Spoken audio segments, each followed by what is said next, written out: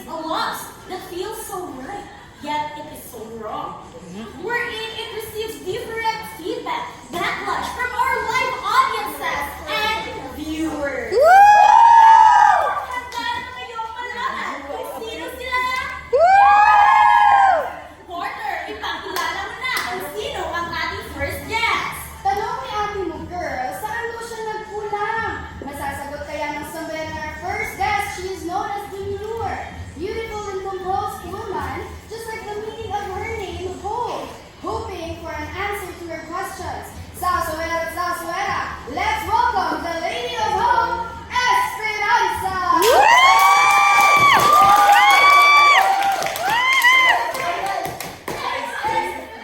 Our next guest, labeled by the viewers as the other woman.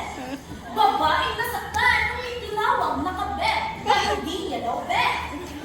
Nandito siya para linisin ang kanyang pangalan. Ang pretty and mindful na Calvia Luz. Let's welcome Julia Salas.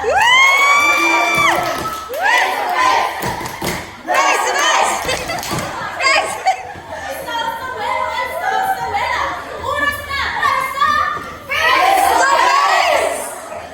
bago ang lahat.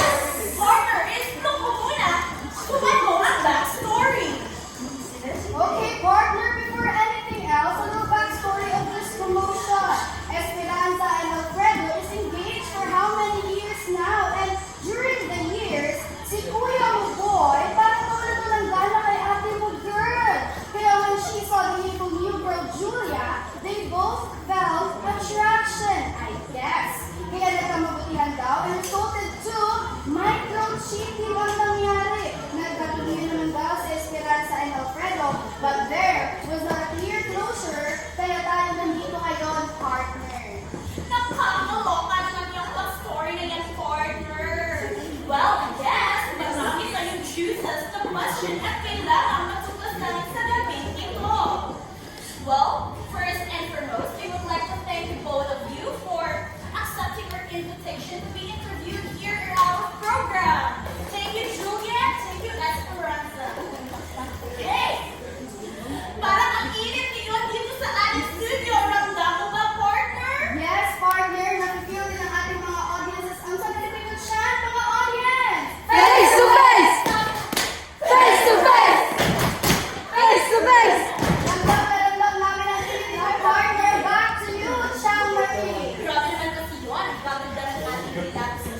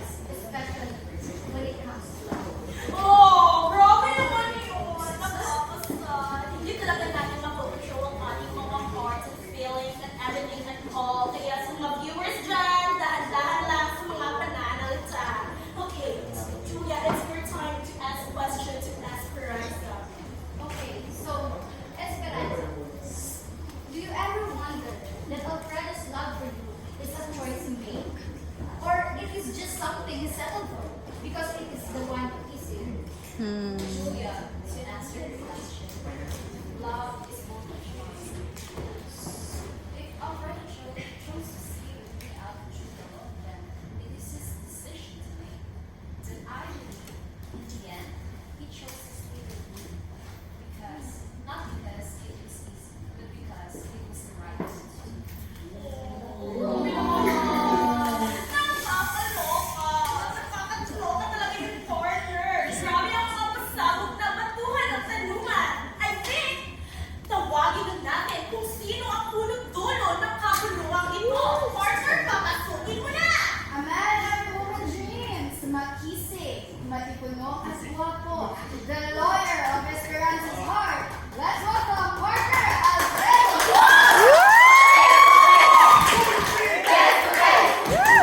Face to face! Parang mas lalong ang feeling ni Walter. Parang ramdam ko talaga na shit ang mga audience. Okay, with Eugene Attorney Alfredo, it's good that you come here and bring yourself. My God. Well, attorney, hindi naman hindi yung kaalaman na parang may namumuong mga tensyon sa kanilang dalawa. Kaya't nais lang namin marinig ang iyong Pani. panig. Kaya meron din silang mga katanungan sa iyo. Kaya huwag na tayong magpatumpik-tumpik-tumpik! Go ka na! Face to face! Face to face! Face to face! Okay? Miss Julia, pwede ka na makuna magtanong kay Mr. Alfredo kung ano man niya mga binibitbit ng mga feelings at everything at all. Alfredo, do you think you would have been happier if you had chosen me? Before I answer that question, I'd like to say good evening to our viewers. The three ladies here, good evening to and to my wife.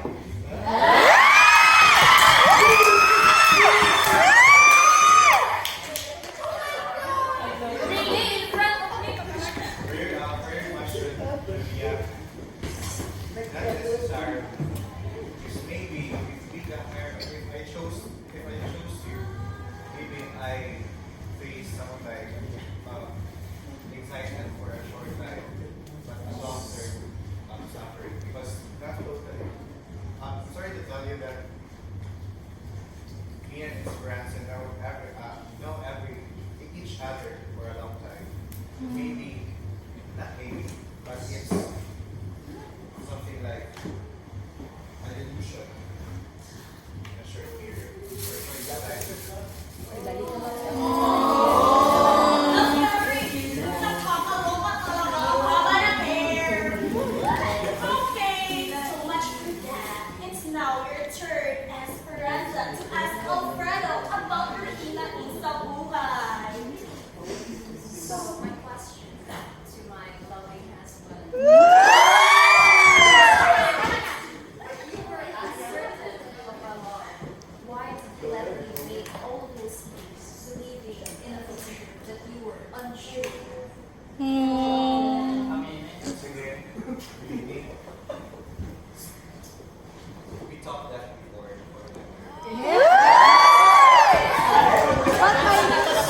Ba't may chemistry ba? How the works, how my works bullying me, and how society affects the way I make my decisions. And look at us now, we're married. We're happily living together. Married and happy. I guess partner ramdam ko ang excitement ng ating mga audience. Sa gusto niya magtanong sa ating mga guests. Kaya paunlakan mo na sila. Go ka na! Okay, partner, so meron ako nakita magandang bilag dito. So what's your name, ma'am? Can you please stand? What's your name, ma'am? You're Carmen. So are you intrigued about what's happening in our studio right now? Yes, very, very intriguing. And so if you were to be given a chance to ask any one of our guests, sino yun? I would choose Julia. Oh, bakit Julia? What question would you give to Julia? Miss, bakit mo pinabili ko hindi mo pala bet? Ah!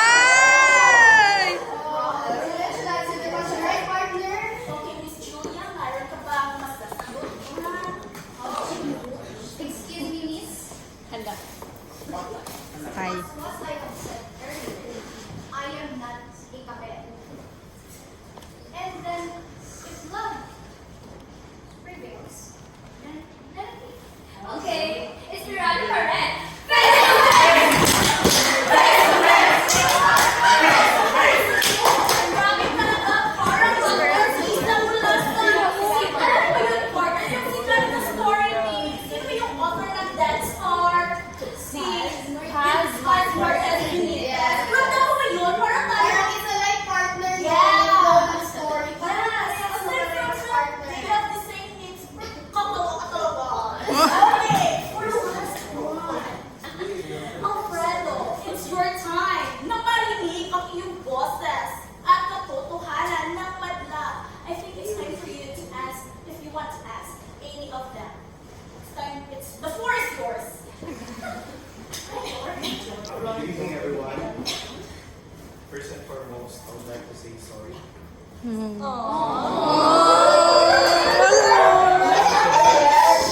as well as to say sorry to my wife. That's all. I hope that everybody's clear now. We're living happily and doing as well, right? Okay, thank you so much.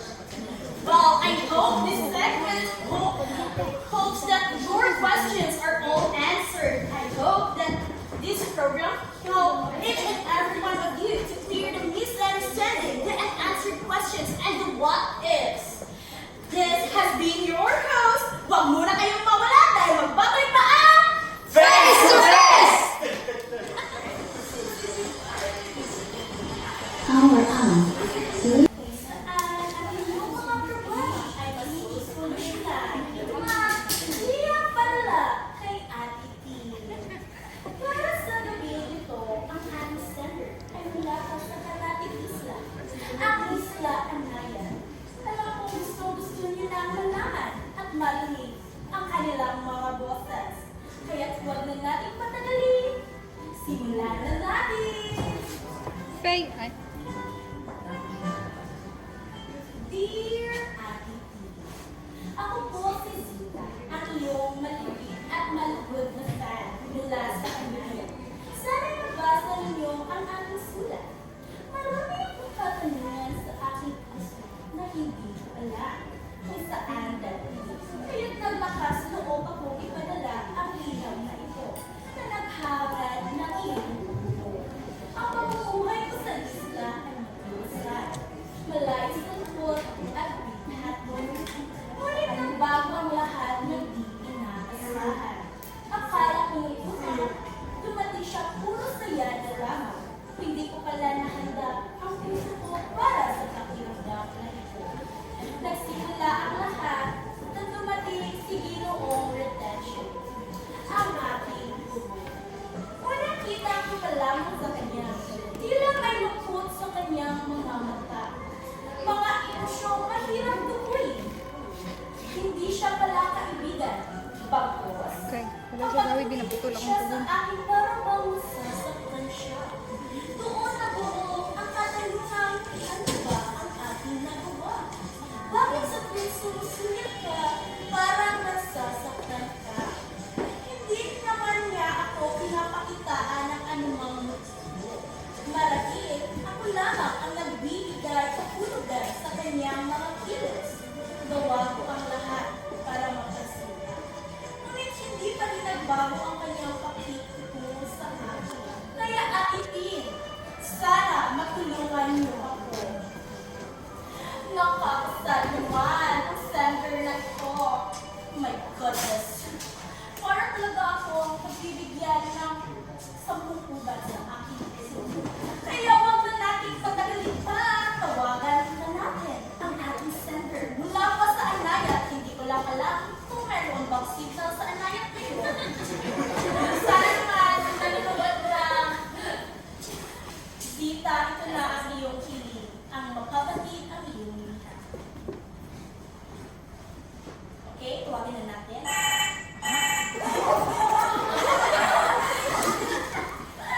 Hello, Sita. Hello, Miss Tina.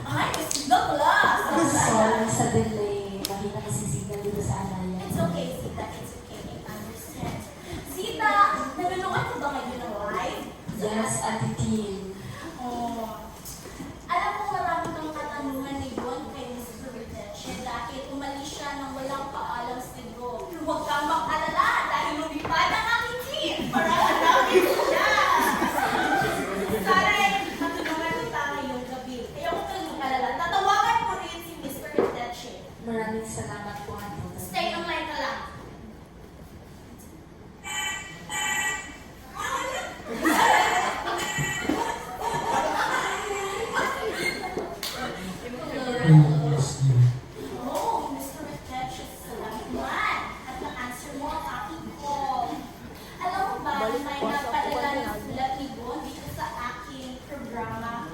Ano ba yung liham padala para kay Ate Team? Yes, Daddy. Wow!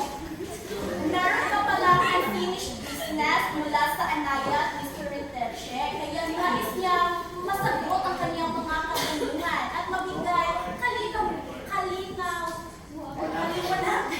Sorry naman sa ating mga viewers dyan! Katya na lang yan! Kaya hindi na natin tayo magtagal-tagal na! Simulan na natin! Okay, ang unang tanong ko ay para kay Mr. Riteche. Okay, Mr. Riteche, I hope meron kang stable signal dyan kung saan ka man ngayon. Do you think leaving the island was the right decision for both of you and Sita? Hello? Hello? Narinig mo ba ako? Okay. Leaving the island was the hardest decision I had to make. But I believe it was the right one for both Zita and myself.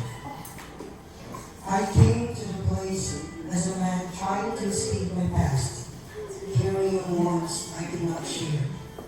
But in my time there, I found something unexpected.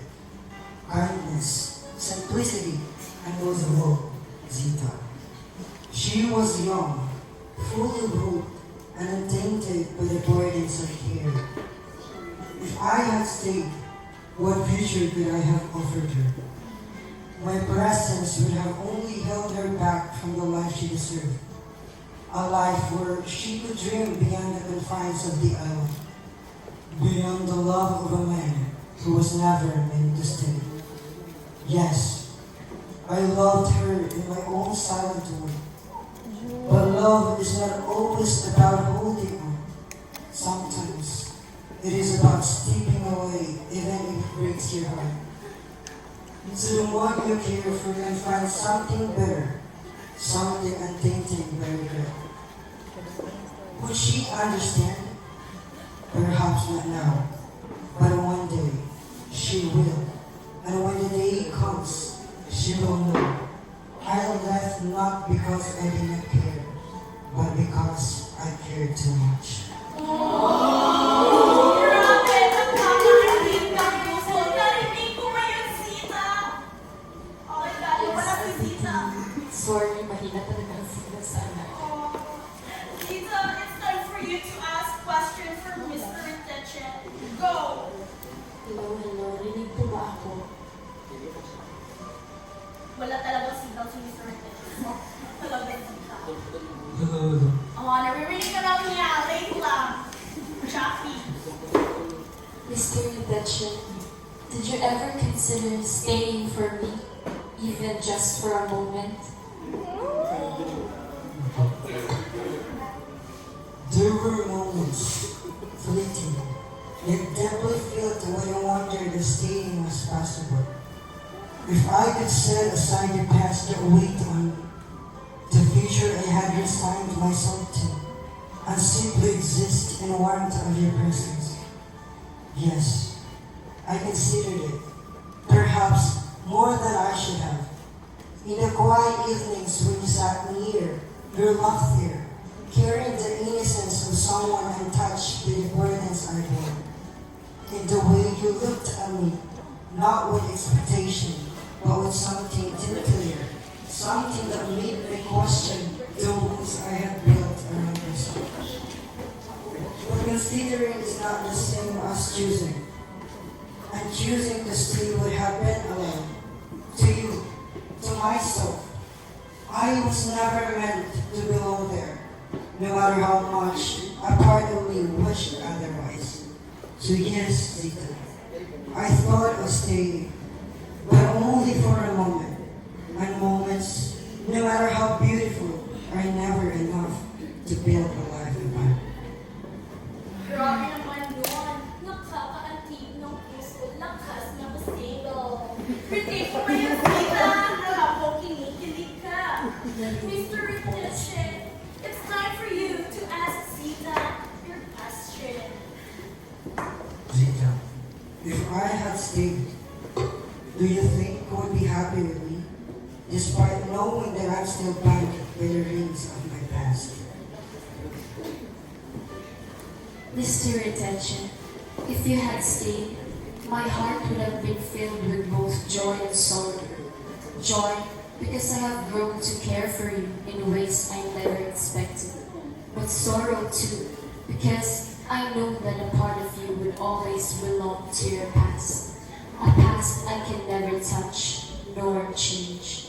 I would have tried to love you enough to make you forget, but love is not about erasing what came before. It is about embracing everything, even the pain. So, would I have been happy? Perhaps for a while, but I fear that in the quiet moments when your thoughts drifted elsewhere, I would see the shadow of the woman you lost, and I would know that your heart was never truly mine. It's very pinagtagpo pero di pinagtagpo. Very nakakasakit na bigdin. So, Isita, bago mawala ang iyong signal, meron pa akong last question. Bago tayo magtapos. Did you ever truly understand why he had to leave? To be honest, Apatid, I never fully understood why Mr. Retention had to leave, but I tried to accept it. He carried a sadness I could never reach, a past he never spoke of, and a pain that seemed heavier than the words he left unsaid. I saw it in his quiet moments, in the way he looked at the sea as if searching for something lost. Perhaps he left because he never truly belonged here, because his heart was still somewhere else, tied to a love or a sorrow I could not replace.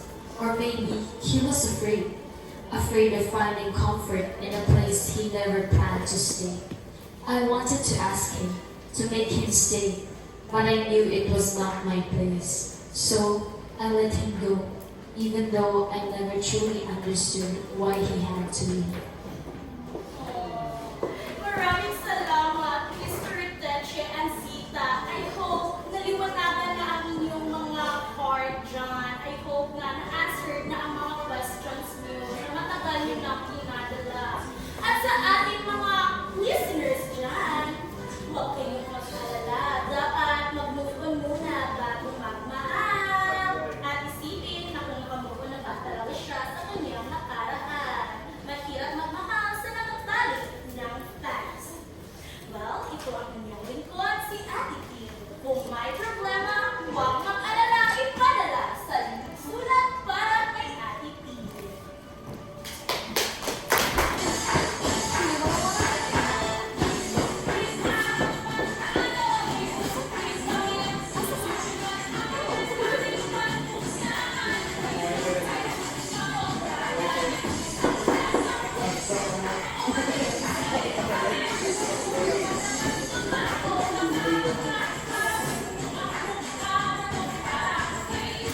At nagbabalik sa Sawera House!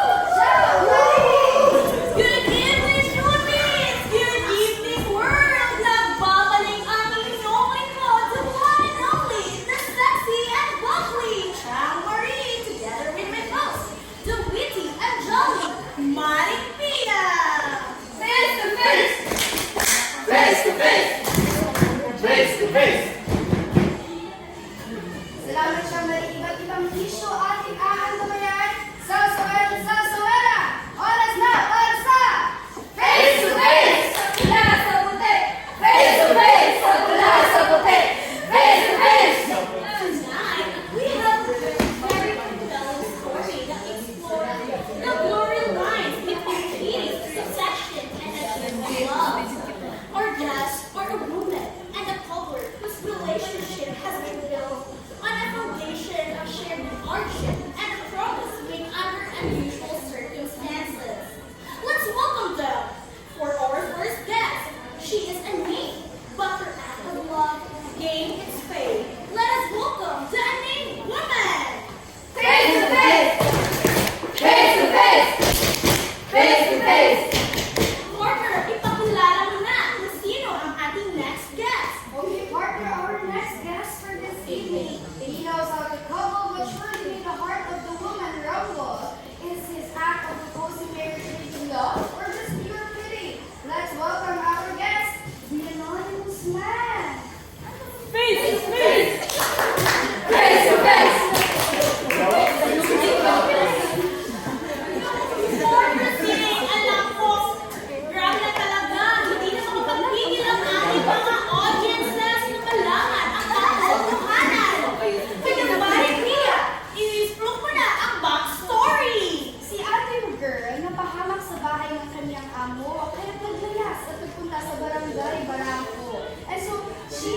toddler who took her in and took care of her. But in the middle, the man said that he would marry her. The question is there love in between this, or is this just simply a call of duty to be a refuge to the woman who's hurt? But I guess there was an unclear air and the woman left. Tonight, partner, they'll both meet again and answer questions from their heart. Sausawera, oras na para sa Face to face! Face to face! Face to face! Grabe, ang intense! Parang kailan lang, nagkita tayo at nandito na naman tayo mali para sa isang problema, susolusyonahin siyang Corinne. Kaya, before anything else, thank you, ma'am, sir, for accepting our invitation to be here in our program to be interviewed by me, the one and only. So, ma'am, how are you today? Thank you for acknowledging our mass. So the question is, are you ready to face him again after what happened months ago?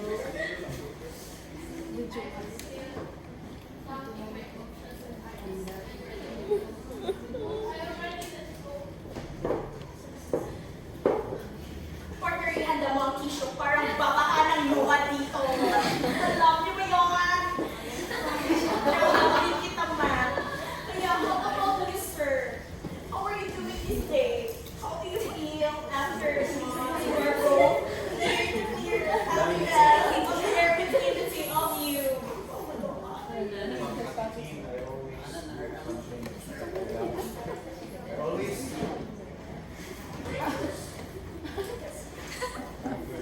I hope you make shoes for me and her also. Grabe na talaga yan. That was just an introductory question to hit this place off. It's time to face the question! face to face! Face to face! Face to face! Okay, para sa tanungan, let's give the floor to the woman.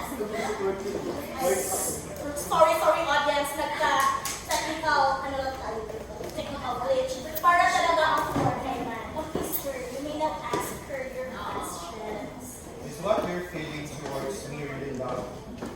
Or you just like feeling of having someone, me as your refuge?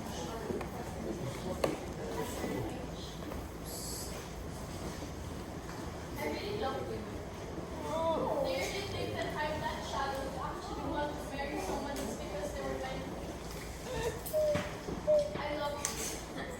But I realize that that love is not enough for me to stay because the relationship, the marriage that you were asking for research and learn.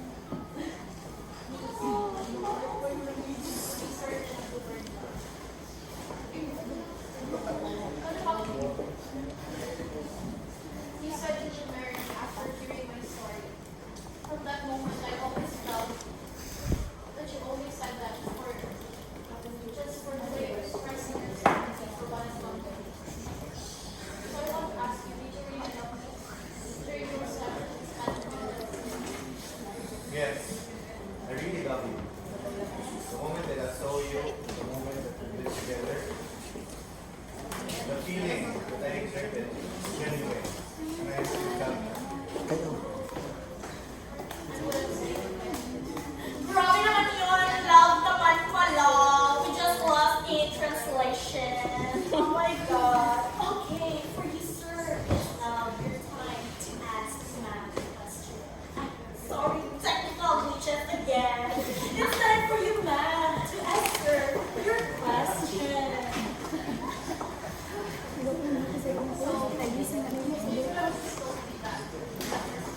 do you think we could have had a happy married life if we had gone through the marriage, even though we thought it was something that we or actually nothing?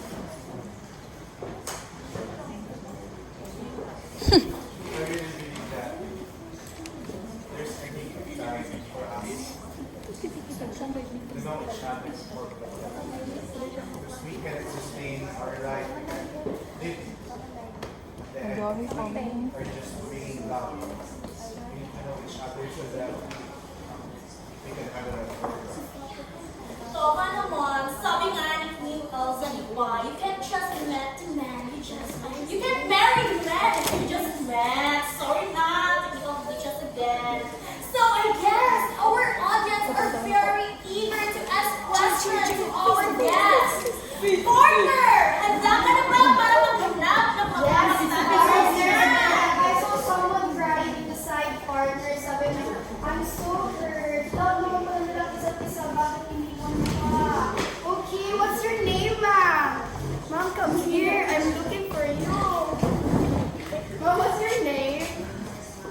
A little louder, ma'am. Eh, wala tayong mic. Wala ma'am. Uy, may heart, ma'am. Okay, so, are you intrigued by their situation right now, ma'am? Ay, talaga ba, ma'am? Now, whose side are you on? To the man or to the woman? Pumili ka lang ng isa mo. Huwag ka na mag-call a friend, ma'am. Asa man? Okay. Hala, wait lang, guys. Kasi hindi man talaga na-prepare ang ating audience. Wala man talaga itong extra na bayad, guys. Okay, so if ever that you want to ask a question, ma'am, saan ka mangutan na, ma'am? Okay, sir, ma'am. Sige, ma'am. Ask the question na lang, ma'am. Sir, do you believe that love can exist without being certain about this commitment? And what do you think your lives could have been lasting If you stay. Ano ba ang mapag-perceive mo if you stay with her? If we stay together, we know each other well for a long period of time. If we give time to each other to know ourselves, then we can work for it. Para sa iyo ba, same question. Ano ang makikita mo sa hinaharap kung nag-stay ka sa bahay ni government? I would say that love needs commitment.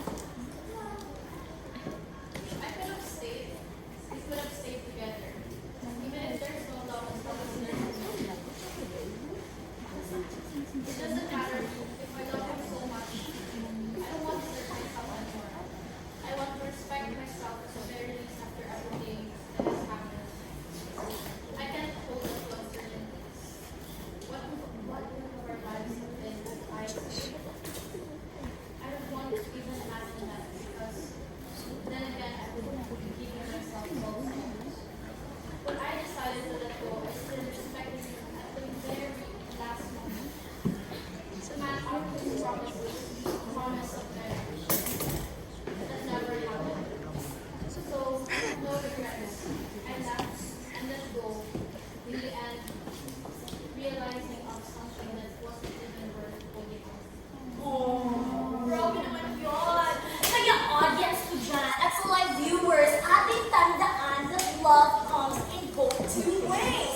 Action without words is dead, as well as words without action is very, very dead. Kaya, dito nagtatapos ang ating segment na kung saan may katanungan, may solusyon. This has been a truly insightful conversation. Thank you both for your honesty and courage in sharing your story with us. It reminds us that love is really simple and that understanding each other's perspective is crucial for building a lasting relationship. And to our viewers, remember that open communication and self-reflection